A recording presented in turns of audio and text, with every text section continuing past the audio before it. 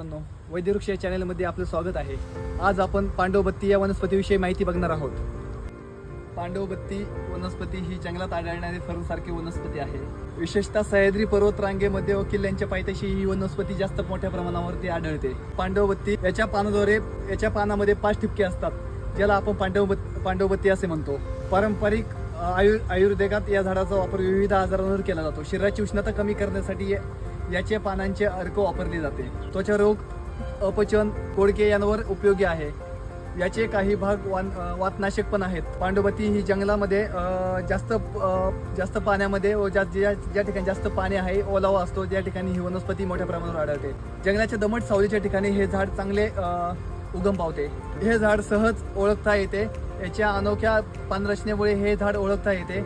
संपूर्ण झाड औषधी गुणधर्मांनी भरलेले आहे। पांडवबत्ती ही एक दुर्मिळ होत चाललेली एक वनस्पती आहे, त्यामुळे तिच्या संवर्धनासाठी प्रयत्न होणे आवश्यक आहे।